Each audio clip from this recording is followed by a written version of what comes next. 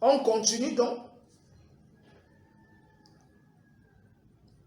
Les 4 évangiles, comme nous l'avons dit, commencent à être rédigés parce que si on concède même que l'évangile, on parle de l'évangile de Jean vers l'an 125, ça veut dire que c'est à partir de l'an 120, l'an 130, l'an 140, l'an 150 que les 4 évangiles supposés être les évangiles des disciples de Jésus sont rédigés. Parce qu'avant ça, aucun évangile n'est connu. Aucun. Vous n'avez qu'à vous acquérir de ce document pour avoir les informations supplémentaires.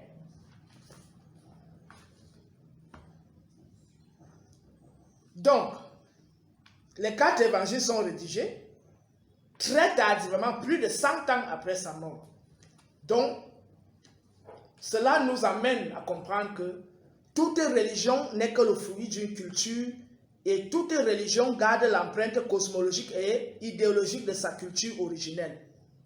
Or, la religion chrétienne n'est rien d'autre qu'un syncrétisme des cultures juives, grecques et romaines sur fond de plagiat des mystères osiriens de l'Égypte pharaonique. Ce qui nous amène donc tout simplement à la 6e préoccupation. Si le personnage dit Jésus n'a pas existé, qui est donc l'inventeur du christianisme? C'est là où je rejoins la thèse de beaucoup de frères kamites qui ont travaillé dessus et beaucoup de chercheurs même occidentaux qui sont tombés au même résultat. Le créateur du christianisme, c'est Saul de Tarse, sous l'inspiration de son très célèbre maître Gamaliel le pharisien, petit-fils de Hillel l'Ancien, qui formait un zoug avec Shammai. Nous sommes là, Hillel l'Ancien et Shammai, nous sommes là entre moins 50 et moins 4, c'est-à-dire l'an 50 et l'an 4 avant l'ère chrétienne. Et donc, Gamaliel est le petit-fils de Hillel l'Ancien. La doctrine de Beth Hillel, c'est-à-dire la maison de Hillel, constitua l'un des principaux fondements de la loi juive telle qu'elle est consignée dans la Mishnah, laquelle allait elle-même servir de base au Talmud. L'influence de Gamaliel fut déterminante pour ce qui est d'imposer cette école, c'est-à-dire l'école de Hillel, l'école de son grand-père. L'estime et le respect dont jouissait Gamaliel furent si grands qu'il fut le premier à être appelé Rabban. Rabban est un titre supérieur à celui de Rabbi. Donc si on appelle quelqu'un Rabban, il est supérieur à Rabbi. Tellement il était si respecté que la Mishnah déclara à son sujet: depuis la mort de Rabban Gamaliel l'Ancien, la gloire de la loi s'est éteinte et avec elle sont ruinés la pureté et le pharisaïsme, c'est-à-dire la séparation. On est là dans le Sota 9, chapitre 9, verset 16. Dans Actes des Apôtres, chapitre 22, du verset 1 au verset 3, pour sauver sa tête face à la foule qui voulait le tuer, Saul de Tarse se présente officiellement comme disciple de Gamaliel. Saul de Tarse ici n'est rien d'autre que celui qui va devenir plus tard Paul, le soi-disant apôtre Paul. Il se présente donc officiellement comme disciple de Gamaliel, ce qui par la suite le tire d'affaire. Dès qu'il a seulement dit qu'il est disciple de Gamaliel, on l'a libéré. Gamaliel apparaît comme rédacteur de l'évangile des 12 apôtres, qui est le seul des évangiles où la première fois on parle à la première personne et il se nomme lui-même lorsqu'il déclare au fragment 15 à 23 F38: on conduisit Pilate et le centurion sur le puits d'eau du jardin, puits très profond. Moi, Gamaliel, je les suivais aussi au milieu de la troupe. Ils regardaient en bas dans le puits. Les Juifs crièrent: ô Pilate, voici le corps de Jésus qui est mort. N'est-ce pas celui-ci? Il dit: moi, Gamaliel, je les suivais. Et donc, quand vous allez lire les évangiles de Marc, de Luc, de machin, on parle à la 3e personne. L'un des rares évangiles où on parle à la première personne, c'est l'évangile des 12 apôtres. Et lors de Gamaliel se dévoile lui-même, il dit, moi Gamaliel, je l'ai suivi. Ça veut dire que c'est lui qui a rédigé ça. Certains rédacteurs chrétiens ont prétendu que Gamaliel se serait converti au christianisme, c'est-à-dire celui qu'on dit que le maître des lois, dans les actes des apôtres, que l'un des maîtres des lois se serait converti au christianisme. Et donc on dit qu'il semblerait que c'était Gamaliel. Malheureusement, alors que si tel était le cas, il n'aurait pas été présenté comme Rabban, titre supérieur à Rabbi, garant de la gloire de la loi, de la pureté et du pharisaïsme par la Mishnah, qui est un texte qui a commencé, qui est d'abord oral 100 ans avant, et un texte compilé et écrit, je vais dire consigné par écrit, autour de l'an 250 de l'ère chrétienne, donc compilé par Yehuda Hanassi. Donc, la Mishnah est donc un texte de la tradition rabbinique qui ne reconnaît pas un Jésus Messie. Pour preuve que la tradition rabbinique, c'est-à-dire la tradition du judaïsme, ne reconnaît pas Jésus comme Messie, écoutez ceci, le Talmud, texte rabbinique dont la rédaction débute vers le 3e siècle, dit ceci de Jésus. Et Jésus dit, Isaïe et David, mes ancêtres n'ont-ils point prophétisé à mon égard? Le Seigneur m'a dit, tu es mon fils, aujourd'hui je t'ai créé, etc. De même, ailleurs, le Seigneur dit à mon Seigneur, assieds-toi à ma droite. Maintenant, je vais rejoindre mon Père qui est aux cieux. Et je m'assiérai à sa droite. Ce que vous verrez de vos propres yeux. Mais toi, Judas, tu n'atteindras jamais à cette élévation. Puis Judas prononça le nom sacré. Puis Jésus prononça le nom sacré de Dieu, Yahvé ou Jéhovah. Et il continua à le faire jusqu'à ce qu'un vent vint à se lever qui l'emporta de la terre dans les cieux. Judas prononça lui aussi le nom de Dieu et lui aussi fut emporté par ce vent. Ainsi, ils flottèrent, on est au pluriel, Judas et Jésus, ils flottèrent dans les airs, tous deux à la stupéfaction des témoins. Puis Judas prononça à son tour le nom divin, prit Jésus au collet et le précipita vers la terre. Mais Jésus essaya de faire une clé de judo à Judas. Vous entendez les choses comme si c'est le cinéma qu'on raconte. Il essaya de faire une clé de judo à Judas. Et ainsi un combat s'engagea entre eux, dans les airs bien sûr. Et lorsque Judas vit qu'il ne pouvait pas l'emporter sur Jésus, il lui pissa dessus. Les deux étant souillés par l'urine du très futé Judas, et donc désormais impurs, tombèrent sur terre. Il ne pourrait plus invoquer le nom divin avant d'avoir pu se purifier. Quand vous écoutez, on a pissé sur Jésus, des choses comme ça. Or, il est dit dans les évangiles canoniques que Judas se suicida ou explosa après sa trahison de Jésus. De quel Judas parle-t-on encore ici au niveau de l'ascension? Allez lire l'évangile de Matthieu et autres. On va vous dire que quand Judas a trahi Jésus, il allait se suicider ou il a explosé. Mais là, on nous parle d'un Judas lors de l'ascension de Jésus. Tout cela montre que le Talmud ridiculise le personnage Jésus et donc les rédacteurs rabbiniques n'y croient pas du tout. Et je précise que le Talmud a commencé à être rédigé au 3e siècle. Donc, les gens qui rédigent ça, ce ne sont pas des gens qui auraient vécu les événements en question. En fait, Gamaliel, petit-fils d'Hillel l'Ancien, qui formait un zoug, père, c'est-à-dire zoug signifie père, avec l'essénien Menahem dans le Sanhédrin, est un admirateur du mouvement essénien.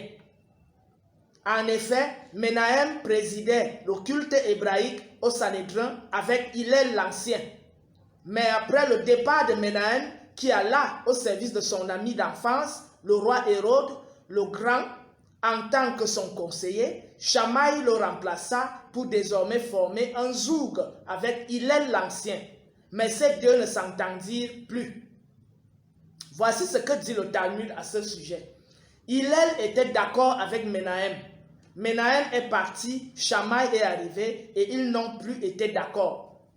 L'essénisme était une secte juive, dite modérée, rivale du pharisaïsme. Puisque le roi Hérode le Grand était issu du peuple iduméen, il était combattu par les pharisiens et c'est pour cela qu'il admirait l'aspect tolérant des Esséniens.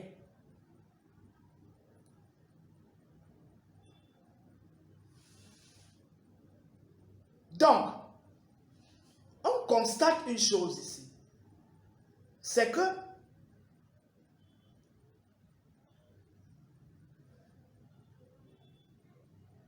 le Talmud nous présente un personnage, Jésus, qui n'a rien à voir avec les évangiles dits canoniques.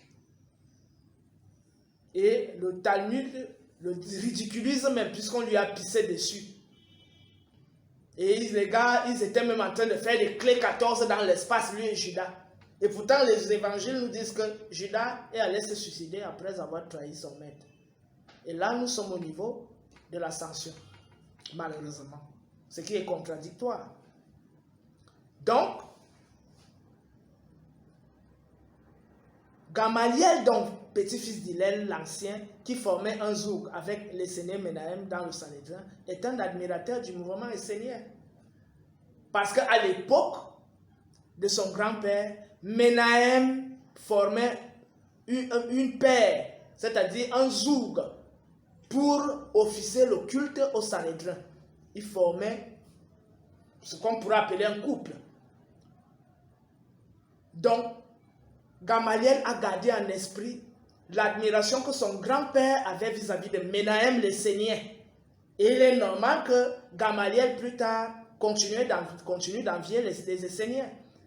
Mais malheureusement, le mouvement essénien prend l'ascendance à cause de sa tolérance.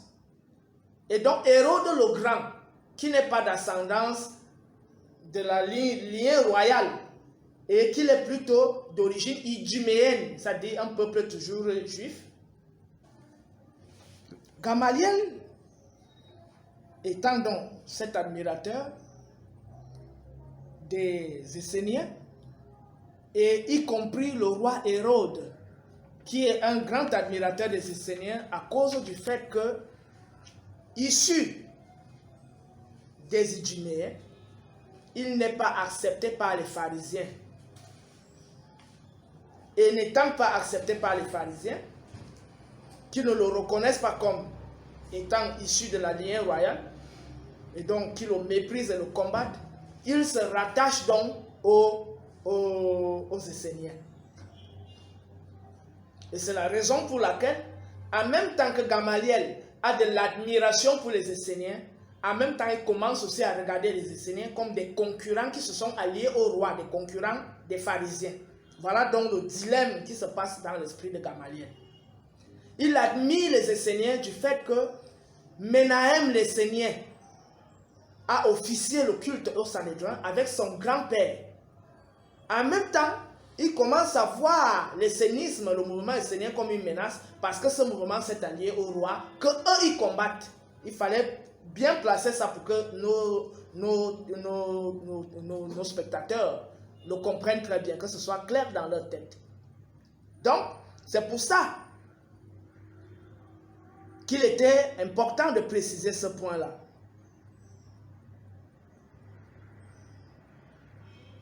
Donc, pourquoi Menahem part du Sanhédrin alors qu'il présidait le culte avec Hillel l'Ancien, le grand-père de Gamaliel?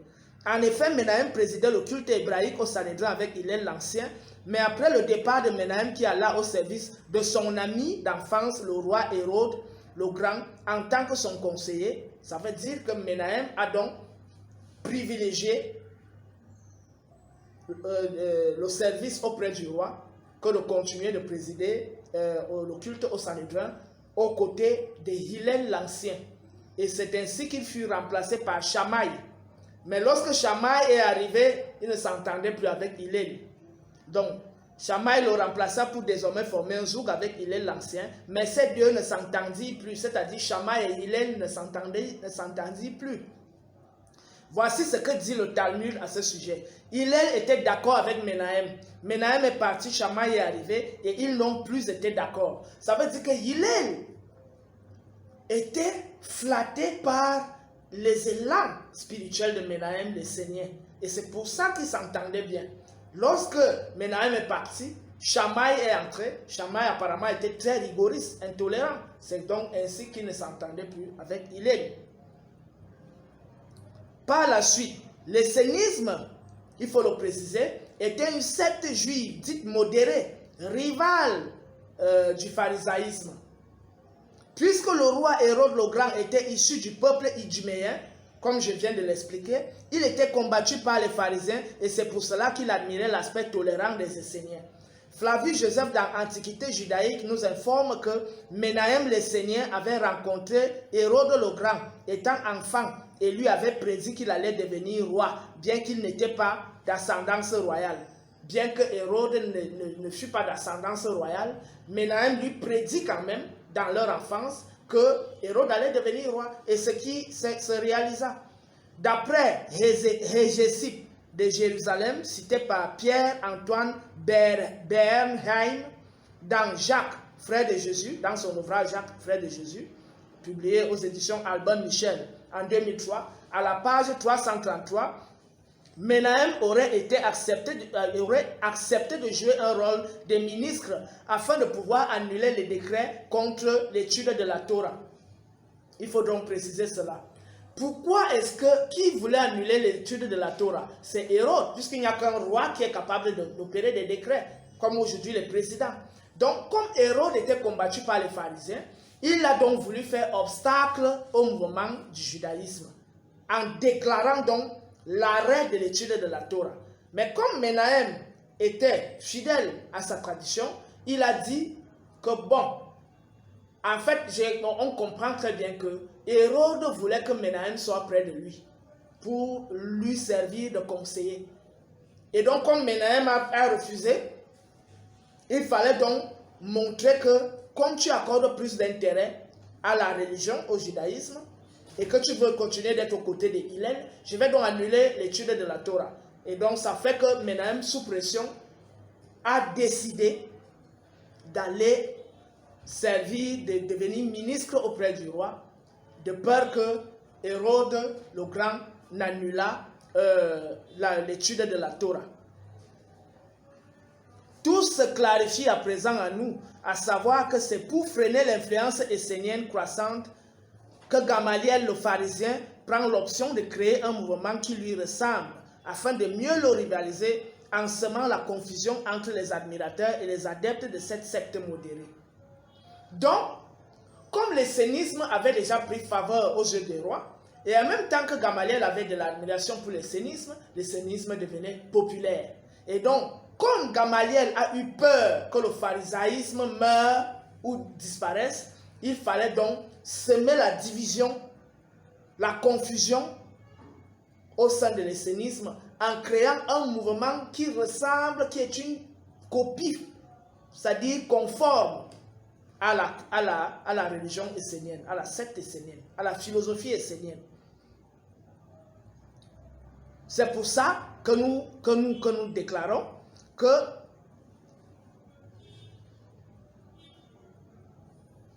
c'est pour freiner l'influence essénienne croissante que Gamaliel le pharisien prend l'option de créer un mouvement qui lui ressemble afin de mieux le rivaliser en semant la confusion entre les admirateurs et adeptes de cette secte modérée.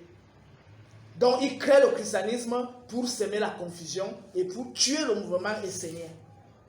La secte essénienne étant une secte juive ayant opéré un syncrétisme entre les adeptes du culte d'Isis et le judaïsme traditionnel et ayant ainsi commencé à attirer l'admiration même des Hébreux et d'un roi comme Hérode le Grand, inspira Gamaliel de charger son disciple d'opérer ce sale boulot, puisque lui-même devait continuer de s'occuper de jouer son rôle de rabbin dans la secte pharisienne.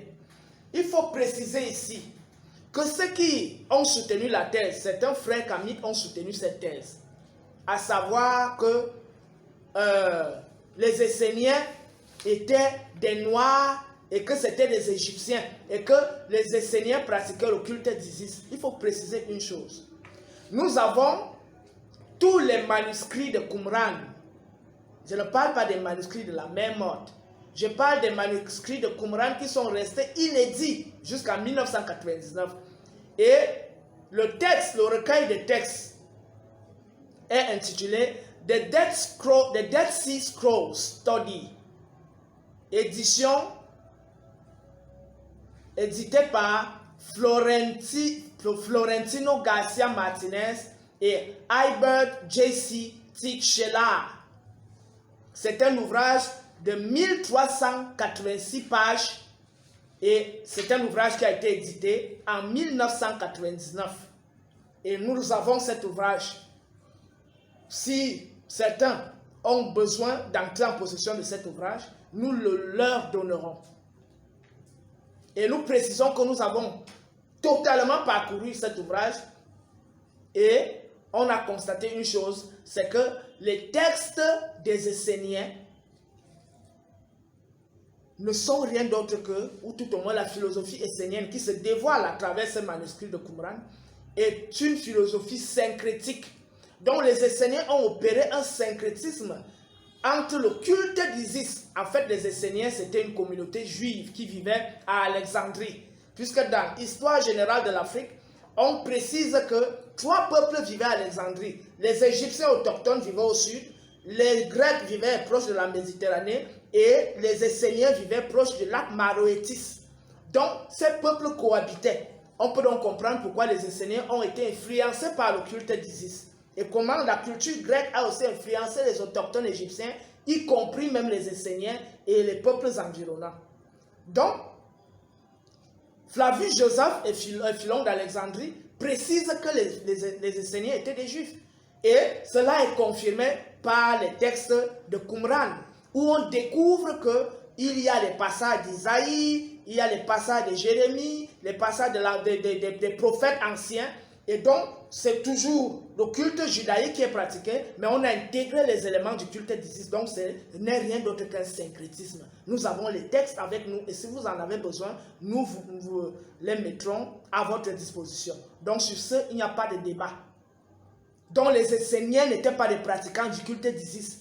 C'est des groupes, une secte juive qui a opéré un syncrétisme entre le culte d'Isis et entre le judaïsme. Ils sont restés fidèles au judaïsme, mais ils ont ajouté les éléments du culte d'Isis. Cette précision était importante pour montrer que certaines thèses qui ont été développées avant nous ont voulu montrer que non, les Esséniens pratiquaient le culte d'Isis. Ils ont intégré les éléments du culte d'Isis, mais ils pratiquaient le judaïsme. La preuve, Menahem l'Essénien officiait au Sanhédrin avec Hillel l'Ancien, tel que je venais de le montrer. Ça, c'était très important à le savoir.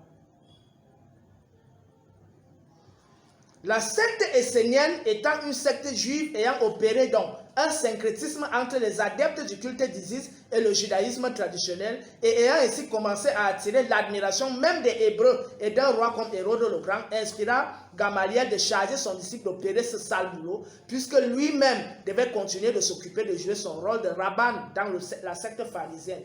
Donc, Gamaliel, ne pouvant pas renoncer à ses responsabilités de rabbin, a chargé son disciple Saul de Tarse de faire le sale boulot, c'est-à-dire de déstabiliser le mouvement essénien. Ainsi, les Esséniens avaient adopté chez les adeptes du culte d'Isis le baptême, la communion ou Eucharistie, la mort et la résurrection, la notion de fils de Dieu ou Sarah, en langue pharaonique, Sarah, fils de Dieu, de sauveur ou Séphek en langue pharaonique, les 12 disciples comme les 12 disciples d'Horus, etc. C'est exactement la même chose que fera à la suite Saul de Tarse alias Paul. Dans l'hymne essénien, les paroles prononcées par le Messie essénien Menahem, ami du roi Hérode le Grand, seront reprises à la virgule près par Saul de Tarse, alias Paul, est mise à la bouche de son personnage Jésus qu'il a lui-même inventé. Nous allons donc lire ces extraits des textes esséniens, des hymnes esséniens, où il est fait allusion d'un Messie qui a été méprisé comme moi et qui a été rejeté parmi les hommes comme moi et qui est comparable à moi dans l'endurance du mal, qui est comme moi parmi les anges, je suis le bien-aimé du roi. Et le roi en question ici, il s'agit du roi Hérode. Il faut préciser ça, il faut comprendre très bien. C'est-à-dire, Menahem dit qu'il est le bien-aimé du roi. En même temps, il est un être qui est lié aux êtres célestes. Donc, un compagnon des saints. Il est un compagnon des saints. Qui a été méprisé comme moi? Et qui a été rejeté parmi les hommes comme moi? La lumière est venue dans le monde ne l'a pas reconnu, le monde l'a rejeté. Les autres savent ça. Et qui est comparable à moi dans l'endurance du mal?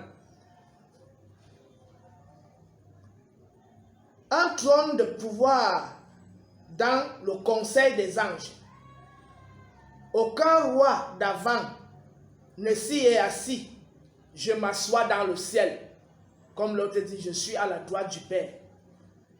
Je serai compté parmi les anges. Ma demeure est dans le saint conseil, le conseil des saints. Mes désirs ne sont pas de la chair, c'est-à-dire je ne suis pas de ce monde. Je suis du monde céleste. Qui a été compté parmi les méprisés comme moi? Pourtant, qui est comme moi dans ma gloire? La gloire du Fils de Dieu. Voilà. Qui peut être associé à moi et ainsi être comparé se comparer à mon jugement? Excusez-moi, c'est en anglais et je traduis. Aucun enseignement n'est comparable à mon enseignement. Qui pourrait couper mes paroles et qui pourrait mesurer l'écoulement, le flot de mon discours? Ensuite, il continue. Dieu, grand est Dieu, ou Dieu est grand, qui agit de manière merveilleuse pour les bannis et les grands esprits, et élève les pauvres de la poussière pour vers les hauteurs éternelles. Et dans les nuages, il magnifie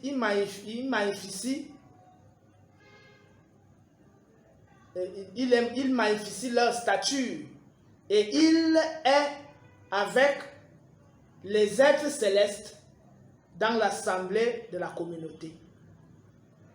La méchanceté périt. Fin décevante.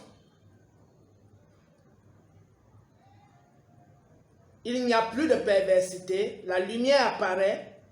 Le chagrin disparaît. Et les grognements, c'est-à-dire les gémissements s'éloignent. La paix vient, la terreur cesse, la fontaine est ouverte pour l'éternité, la bénédiction, pour l'éternité, la bénédiction, et pour sceller les temps, c'est-à-dire les temps, les cycles cosmiques, et l'iniquité est terminée. Réjouis, que soient réjouis les vertueux parmi les anges, dans la demeure sainte, dans la sainte demeure. Proclame le son des cris, des chants de cris, les chants qu'émettent les cris dans la joie éternelle. Bon, il y a des coupures, ça, comme ce sont des manuscrits, il y a des endroits, des parties qui manquent. Donc, bref, voilà à peu près ce que le Messie et Seigneur dit bien avant la création d'un personnage qu'on appellerait Jésus. Donc, la prétendue conversion de Saul de Tarse au christianisme, tel que raconté dans la Bible, n'est rien d'autre qu'un engagement pris à la suite de l'ordre de son maître Gamaliel de créer une secte rivale à la secte essénienne. On peut ainsi comprendre pourquoi l'évangile des 12 apôtres fait partie des premiers évangiles et pourquoi les écrits de Saul de Tarse sont aujourd'hui reconnus comme les plus anciens écrits chrétiens datant dès l'an 50 de l'ère judéo-chrétienne.